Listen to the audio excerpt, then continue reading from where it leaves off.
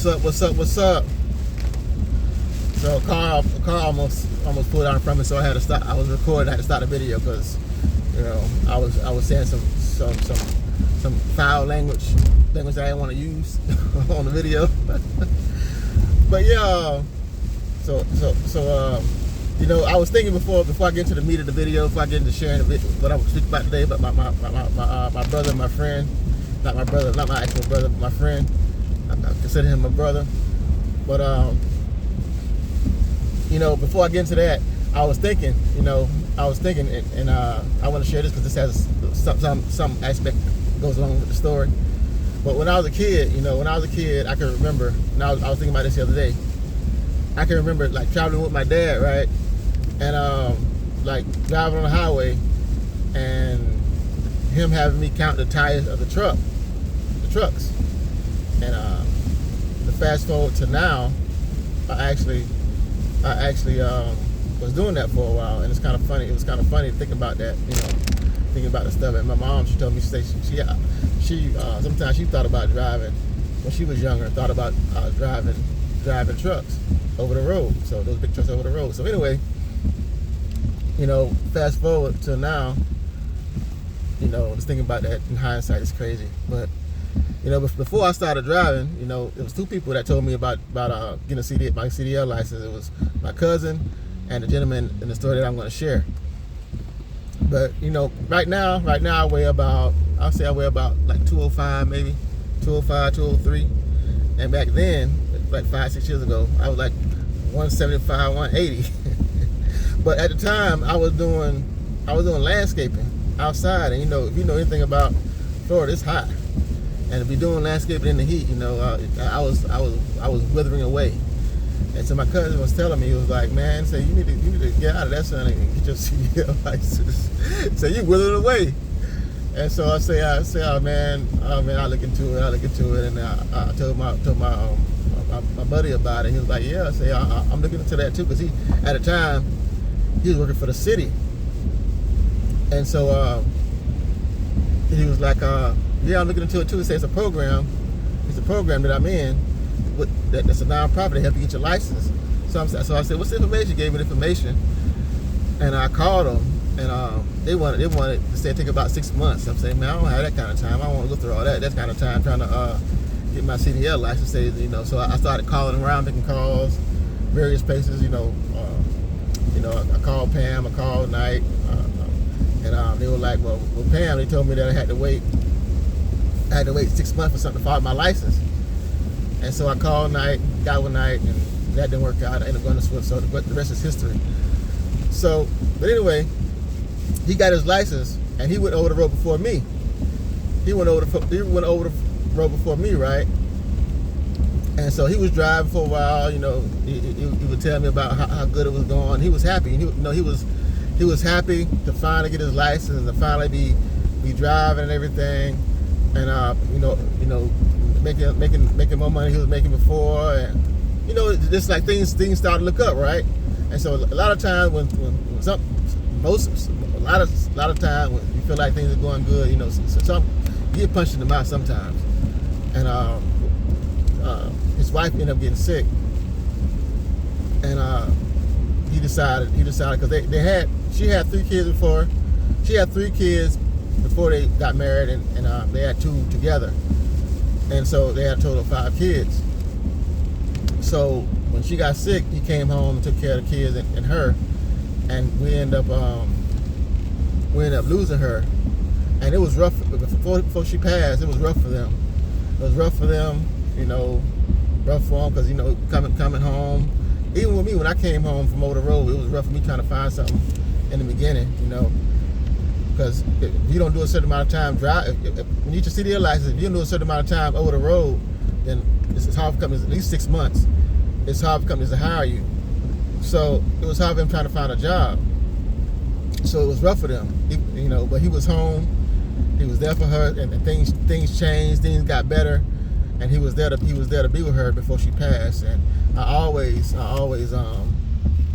respected him for that, for doing that, because parents, I'm sure my mom, all parents, have dreams and stuff, that's things they want to accomplish, things they want to do. But once you have a family and kids like that, you have to put them above certain things that you want, and that's what he did, and I salute him for that, and I applaud him for that, and that's my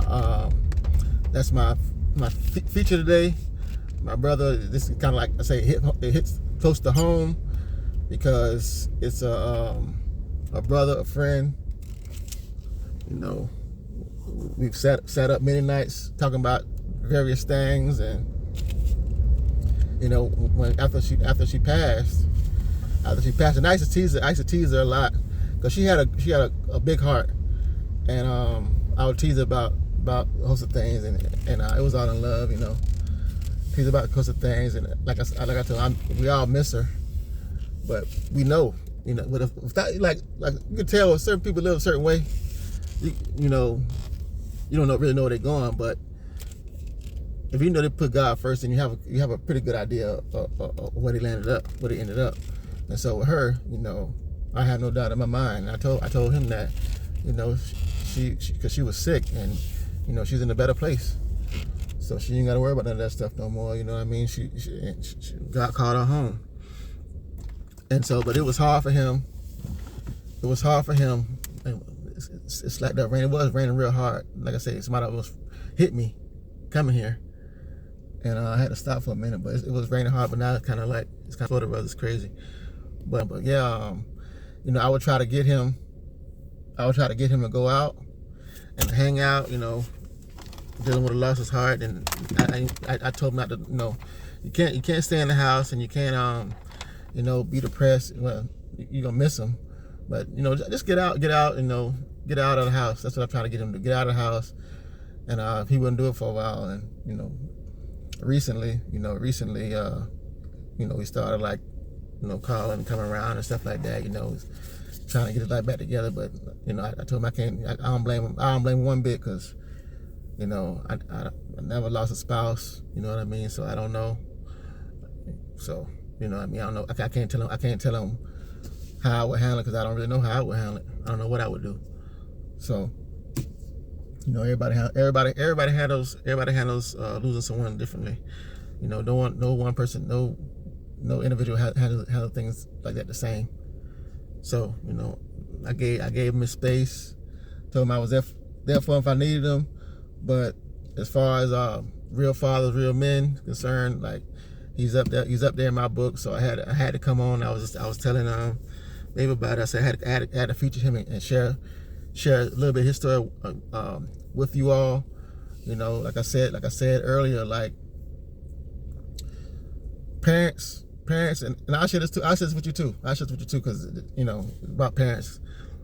As far as I know, I speak about real fathers, real men, but my mom too. My mom helped me get my license too. Because when I went to night. I ain't tell this before, but when I went to night, I failed. They sent me home. They sent me packing. Because I failed the pre-trip the first time, and I passed the pre-trip, and then coming in drive on the driving test, I hit a curb, and I failed that.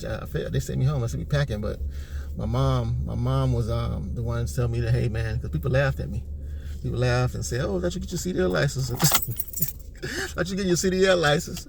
And they laughed and made fun and everything else. She told me, "No, you going back." And she took her because my mom's older, so she took her Social Security check and got a loan on it to help fund me. Because I told her, I said, I'm not going back, I'm gonna work and I'll get the money and I go back. They said, "No, you're going now. You're going back now."